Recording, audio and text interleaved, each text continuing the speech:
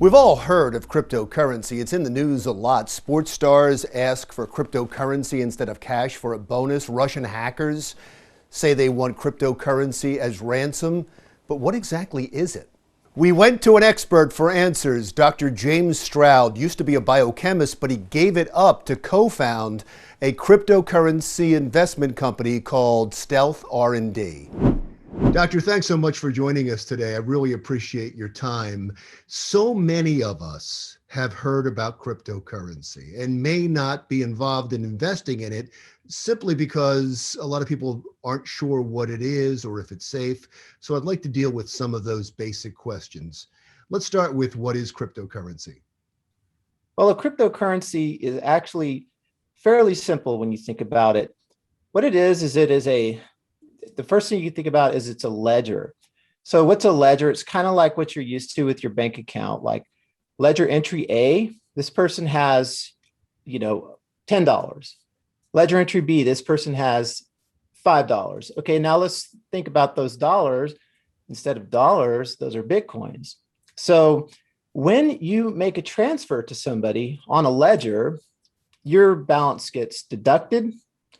Say you send one Bitcoin, which is a lot of money, but if you send one Bitcoin, your balance gets deducted by one Bitcoin, their balance gets increased by a Bitcoin. And so what you have here is a record of the transactions. Now, this is something everybody's familiar with. You might balance your checkbook. You might be an accountant, see this all the time. What's interesting about this is the same copy of the ledger is on a bunch of different computers at once.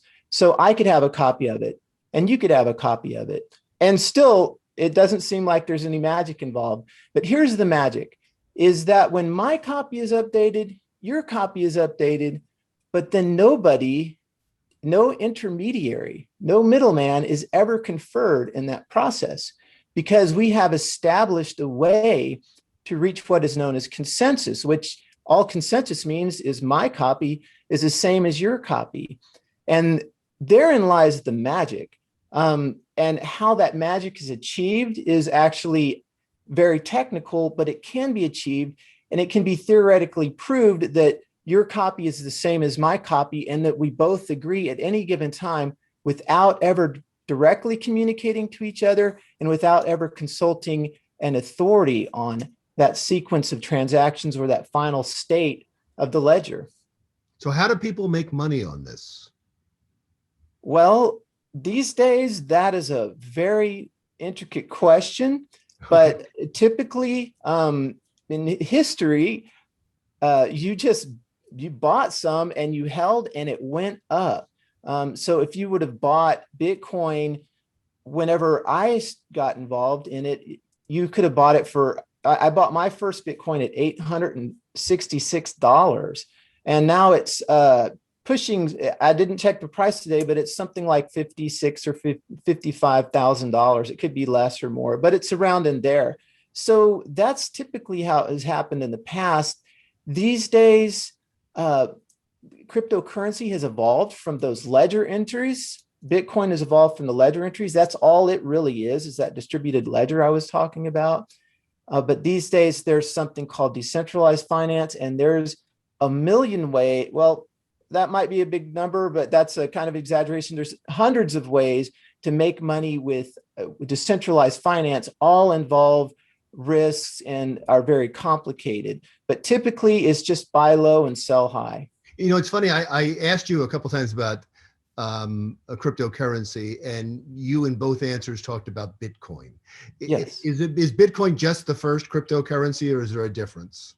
Oh, yes. Bitcoin is the very first cryptocurrency invented in 2009. And just coincidentally, the inventor disappeared from record 10 years ago. So it's the 10th anniversary of the disappearance of the creator, but that creator was never known. The name was Satoshi Nakamoto, as if they were Japanese, I believe, but nobody knows if it was one person or many people. They only know them from their news group postings. Bitcoin was the original, and since then, many cryptocurrencies have proliferated, some to address needs, perceived problems with Bitcoin, as in how fast does it take for our ledgers to come into agreement, or the faster it is, the better. People like speed, or how much the transaction fees are, and things like that. And so, and then beyond that, cryptocurrencies become, with a coin called Ethereum, which is a strange name, I know, it has become programmable money. But now there are thousands of cryptocurrencies.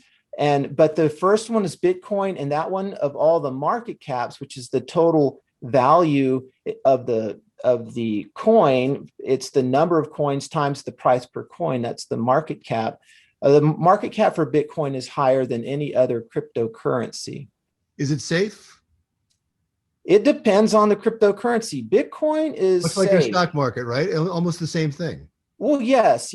So cryptocurrency, Bitcoin has a volatility. If people are used to thinking in these terms of investment, volatility that is comparable to stocks historically. The last I checked a few years ago, I don't see that it's any different. Stocks go up a lot. I know we had some recent moves about a year ago, if everybody remembers, when coronavirus, just came on the scene, and the stock market reacted negatively, and then it bounced right back up. So the stocks move, real estate moves, and cryptocurrency moves. In the early days, it was a very volatile investment. Now Bitcoin is less volatile. The other cryptocurrencies are more volatile. So the correlation is pretty much, as the market cap increases, the volatility goes down. And as anybody who's into investing understands, that volatility is basically another way to express risk. Most people don't know the founder of Bitcoin and the name that you gave a moment ago, which I'm not going to be able to repeat, but they do know Elon Musk, and they Yes. do know Tom Brady. And when those names start endorsing cryptocurrency, it gets everyone's attention. How much has it, I'm not going to say since 2009, how much has it taken off cryptocurrency? Let's just say in the last year. Yeah, okay. So what we can do is, it's taken off a lot. In terms of public interest, I there's no way for me to quantify that number, but I would guess, analytically, but I would guess that there are 10 times as many individuals interested in cryptocurrency this year than last year. And in terms of the money, that's hard to quantify, but the price of Bitcoin, since last year at this time, it reacted negatively to coronavirus. So the times here do matter because of the volatility. It's gone up roughly about 40 times. Wow. It's funny. I agree with you. I think it was something just for tech heads for a little bit, but now it's gone mainstream. People I wouldn't expect to be talking about it are talking about it. I go to family gatherings and people are talking about what their favorite cryptocurrency is. So I know you're involved heavily in this, and congratulations to you. I think that you've created a brand new investment, and there's nowhere to go but up. I can't imagine what it's going to be like in 10 more years. Oh yeah, I totally feel the same way. I'm personally just extremely bullish on the whole technology, and it's really great being in it since 2014, to see the interest in it, to know that you were on the right track so many years ago when I discovered this technology. And I have to correct my math here. It's gone up about 12 times. So I didn't want to I said 40, which is crazy. And then I was doing the math in my head. I'm sorry.